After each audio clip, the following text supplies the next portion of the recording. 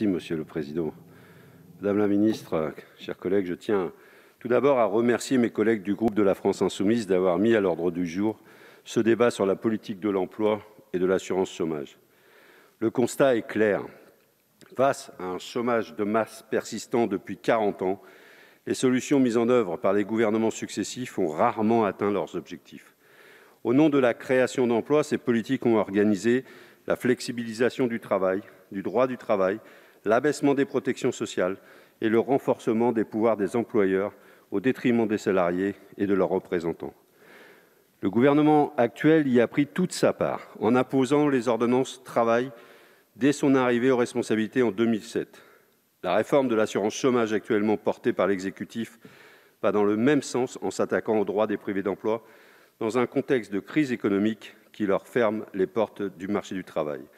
Sous prétexte de lutter contre les contrats courts, cette réforme poursuit une logique d'économie budgétaire conduisant à une réduction drastique de l'indemnisation des privés d'emploi. Une réforme que nous dénonçons avec vigueur depuis plusieurs mois, tant elle va pénaliser les travailleurs et notamment les plus précaires. Comme l'a montré l'étude d'impact de l'UNEDIC, qui semble ne pas vous plaire, Madame la Ministre, le changement des règles de calcul de l'allocation chômage va entraîner une réduction moyenne de 17% de l'indemnisation de plus d'1 million d'assurés. Combattre les chômeurs plutôt que le chômage. Telle est l'obsession du gouvernement et de sa majorité. Pourtant, aucune étude à ce jour n'a montré un lien de causalité entre le changement des règles de l'assurance chômage et une diminution du recours aux contrats courts par les employeurs. Si des causes sont à chercher, elles trouvent plutôt leur source dans les réformes récentes du Code du travail qui prônent la flexibilité à tous les étages et multiplient les statuts précaires. Loin de résorber le chômage et la pauvreté, ces orientations ont renforcé la précarité des travailleurs, tiré vers le bas les salaires et dégradé les conditions de travail. Les chiffres sont sans appel. Plus de 6 millions de personnes sont aujourd'hui inscrites à Pôle emploi. Le taux de chômage atteint 9% de la population active et plus de 20% pour les jeunes de 15 à 24 ans. La privation d'emploi produit des dégâts considérables dans notre société qui sont injustifiables.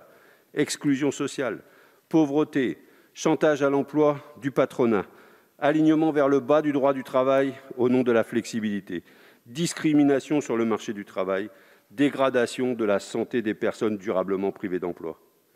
Parfois même souvent des situations familiales impossibles au niveau des enfants, voire dans les couples. Parallèlement, nous constations que le marché privé apparaît aujourd'hui en incapacité de fournir des emplois en nombre en comparaison avec la demande de travail et les besoins de la société. C'est alors que la puissance publique subventionne massivement le secteur privé à travers la politique de l'offre sous forme d'allègement sur les bas salaires. Il faut donc passer d'une logique d'emploi définie par le marché à la reconnaissance de la pleine activité. Dans ce cadre, la puissance publique a tout son rôle à jouer pour orienter les activités nécessaires à la réponse aux besoins sociaux et écologiques. Au vu de cet objectif, il apparaît primordial de mieux reconnaître, de mieux valoriser toutes les formes de travail présentes dans notre société. La notion d'emploi, aujourd'hui bien trop limitée. Quand on est chômeur, la société vous considère comme une personne inactive. Ce constat est erroné. Je pense à tous ceux qui exercent des activités bénévoles dans les associations. Je pense également aux personnes qui s'investissent dans des tiers-lieux pour retisser le lien social et contribuer au développement local de leur territoire, voire à la transition écologique. Je pense enfin au travail domestique et aux proches aidants qui donnent de leur temps pour accompagner des personnes malades ou en perte d'autonomie. Nous devons reconnaître cette utilité sociale à sa juste valeur en s'inspirant de l'expérimentation « Territoire zéro chômeur » dont nous avons voté la prolongation en 2019.